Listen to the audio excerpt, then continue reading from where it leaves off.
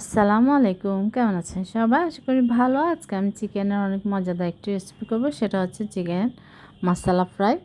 খুবই সহজভাবে করেছি, বাসায় থাকা উপকরণ দিয়ে কিন্তু আপনার এটা ঝটপট এই রেস্টুরেন্টের এই মজাদার রেসিপিটা কিন্তু বাসায় তৈরি করতে পারবেন। এই মশলা ফ্রাইটা খুবই সহজভাবে করেছি, আশা করছি আপনাদের ভালো লাগবে।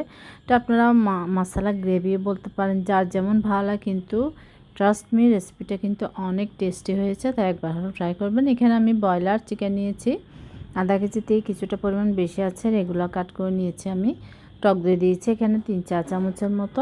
আপনাদের প্রয়োজন মতো চিকেন অনুযায়ী সব কিছু অ্যাডজাস্ট করে নেবেন। আদা রসুন বাটা আমি 1 চা চামচ করে দিয়েছি। তারপর এখানে লাল মরিচের গুঁড়া দিচ্ছি 2 চা চামচ। এটা কিন্তু মিষ্টি মরিচ। আপনারা যদি একটু কালারটা সুন্দর চান, তাহলে কিন্তু আপনারা যে কাশ্মীরি লাল মরিচটা আছে সেটা ইউজ করতে পারেন, তাহলে কিন্তু কালারটা খুব সুন্দর আসে। হলুদ গুঁড়া দিয়েছি আমি সামান্য, ধনে গুঁড়া দিচ্ছি 1 চা চামচ পরিমাণ, গরম মশলা দিচ্ছি আমি এখানে আধা চা চামচ পরিমাণ, লবণ দিচ্ছি স্বাদ অনুযায়ী। একদম র্যান্ডম আমরা যে মশলাগুলো ইউজ করি এগুলো দিয়ে কিন্তু এই মজাদার রেসিপিটা আজকে করে দেখাচ্ছি। টমেটো সস দিয়েছি এখানে আমি 2 চা চামচ পরিমাণ, তারপর লেবুর রস দিচ্ছি আমি এখানে এক টুকরা দিচ্ছি। আপনাদের লেবুটা যদি রস বেশি হয় তাহলে আপনারা 2 চা চামচের মতো দিতে পারেন।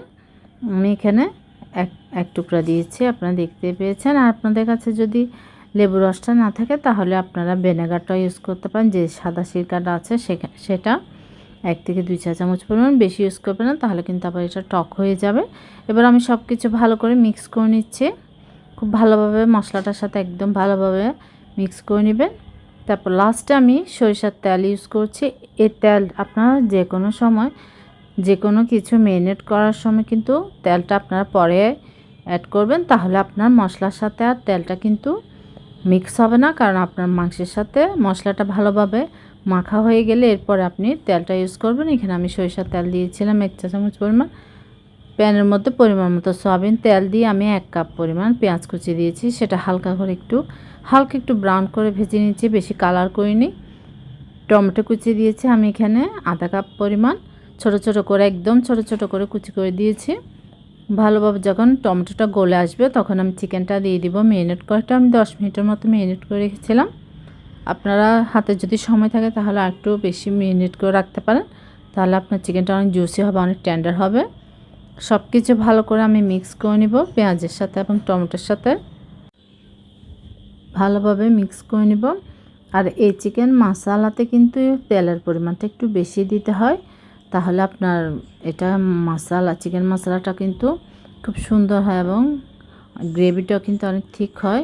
তাই আপনারা অতিরিক্ত দিবেন না, প্রয়োজন থেকে কিন্তু সামান্য একটু বেশি দিবেন।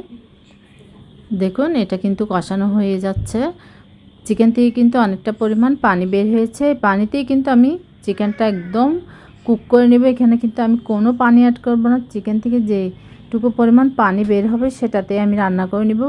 যদিও বা প্রয়োজন হয় সামান্য একটু আপনি অ্যাড করতে পারেন, বেশি না, জাস্ট সামান্য।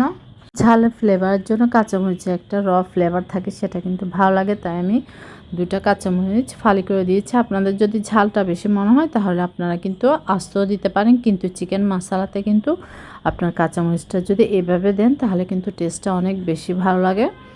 দেখুন আমি কিন্তু এটা অনবরত কিছুক্ষণ পরপর নাড়াচাড়া করে কিন্তু চিকেনটা আমি একদম রান্না করে নিব।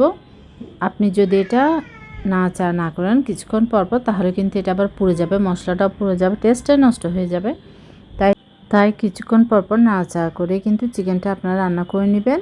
আর চুলা আঁচটা কিন্তু মিডিয়ামে রেখে রান্নাটা করবেন, না হয় কিন্তু আপনি, যেহেতু এটাতে আমরা পানি ইউজ করছি না, শুধুমাত্র এই গ্রেভির উপরে রান্নাটা করছি, তাই আপনারা চুলা আঁচটা মিডিয়ামে রেখে রান্না করবেন, তাহলে কিন্তু আপনার এটা আর পুড়ে যাওয়ার সম্ভাবনাটা থাকবে না। দেখুন আমার চিকেনটা কিন্তু হয়ে গিয়েছে। চিকেন মশলাটা আমি পরিবেশনের জন্য নিয়ে নিলাম। উপরে আমি একটু জাস্ট ধনেপাতা দিয়ে দিচ্ছি। দেখতে পাচ্ছেন মশলা কতটা সুন্দর হয়েছে। আপনারা এটা রুটি, পরোটা, পোলাও, খিচুড়ি যে কোনো কিছুর সাথে কিন্তু আপনি এটা খেতে পারবেন, কিন্তু রুটি পরোটার সাথে আমার মনে হয় এটা বেশি ভালো লাগবে। আশা করছি আপনাদের ভালো লাগবে। ভালো লাগলে অবশ্যই আমার রেসিপিটা ট্রাই করবেন আর আমাকে কমেন্ট করে জানাবেন কেমন হয়েছে। আর আমার চ্যানেলটি সাবস্ক্রাইব করবেন, পাশে থাকা বেল আইকনটি প্রেস করে দেবেন, নোটিফিকেশন অন হয়ে যাবে, নিত্য নতুন ভিডিওগুলো আপনারা দেখতে পারবেন। ভুল ত্রুটি সরি। আল্লাহ হাফেজ, আসসালামু আলাইকুম। সবাই ভালো থাকবেন, সুস্থ থাকবেন, আল্লাহ হাফেজ।